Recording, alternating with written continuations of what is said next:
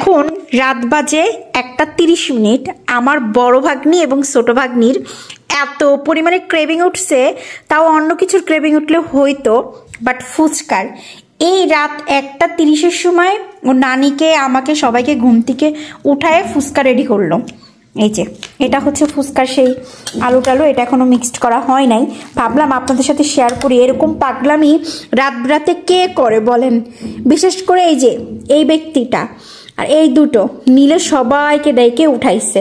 এবং এই যে আম্মু ফুচকা ভাজছে, রেডিমেড ফুচকা কিনা ছিল, জাস্ট তেলে দিয়ে ভাজতে হয়। এবং এই টকটা আমি রেডি করছি, আপনাদের সাথে একদিন আমি টকের রেসিপিটা শেয়ার করব। আমার এই টকটা যে এত টেস্টি হয় বলার বাইরে, স্পেশালি এই টকের জন্যই এখন নাকি এই ব্যক্তির ফুচকার ক্রেভিং উঠছে। মানে গল্প করতেছিলাম আমি রাত 12টার সময় যে আগামীকালকে ফুচকা খাবো, বাসায় একটা ফুচকা পার্টি করবো, কিন্তু তার ওই কথা শুনেই এটার কথা খুবই বেশি মনে পড়ে গেছে। মেয়ে মানুষ বলে কথা, যখন ফুচকার ক্রেভিং উঠবে তখনই খেতে ইচ্ছা করবে, মাস্ট বি, তাই না? এই যা হচ্ছে ধনেপাতা কুচি, পেঁয়াজ কুচি, কাঁচামরিচ কুচি, শসা, এদিকে হচ্ছে শুকনো মরিচ ভেজে খুব সুন্দর করে গুঁড়ো করে নেওয়া হয়েছে, যেটাকে চিনি ফ্লেক্স বলে। আর এই যে ফুচকা রেডি, এখন এটা মাখাবো আর তারা খাবে। এই যে দুজন ব্যক্তি, এখন মনে যাচ্ছে এদেরকে না দিয়ে আমিই খাই। এতক্ষণ আমি বকাবকি করছি, যদিও অনেক বেশি বকাবকি করছি, তাই না? এই যে হচ্ছে আমার আম্মু, সে ঘুম ঘুম চোখ নিয়ে চুপ করে বসে আছে, মানে কিছু বলতেও পারতেছে না, সইতেও পারতেছে না, ব্যক্তি হাসতেছে মনে মনে। আর এই ব্যক্তির তো সম্পূর্ণ চোখে ঘুম, বাট এরকম ভাবনেছে যে ঘুমই না, নাচানাচি করতেছে। চাক, ফাইনালি আমি এখন এটা মাখানো কমপ্লিট করে ওদেরকে দিই।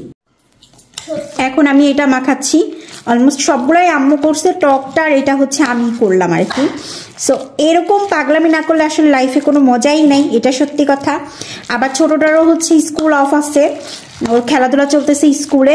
হ্যাঁ, আরেকটা কথা, আমার কয়েকটা ব্লগ দেখবেন সব স্কুলের প্রোগ্রাম আগামী মাসে। বড় ভাগ্নির স্কুলের প্রোগ্রাম, ছোট ভাগ্নির প্রোগ্রাম, আমার আর একটা ভাগ্নি আছে মিরপুরে থাকে, ওকে তো মাঝে মাঝে দেখেনি, আমার বেস্ট ফ্রেন্ডের মেয়ে, ওর স্কুলের প্রোগ্রাম, সব মানে একসাথেই পড়েছে। তো একটু পেঁয়াজ কুচি ধনেপাতা কুচি দিব? দাও। ওকে, আমরা ও আবার একটু পেঁয়াজ কুচি ধনেপাতা কুচি এটার সাথে মিক্সড করলে ওর নাকি অনেক বেশি ভালো লাগে। একটু কাঁচামরিচ অ্যাড করে দিই, আবার ফুচকার উপর দিয়েও দিয়ে নিবে। এটা অ্যাড করলে কি হয়, একটু স্মেলটা খুব ভালো আসে। ফুচকার পুরটা খুব ভালো করে আমার মিক্সড করা কমপ্লিট হয়ে গেছে এবং টেস্টটা হয়েছে দুর্দান্ত এক কথায়। এখন পুরাটা মিক্সড করে খাইলে তো জাস্ট অস্থির আর অস্থির লাগবে এই রাত্রের সময়।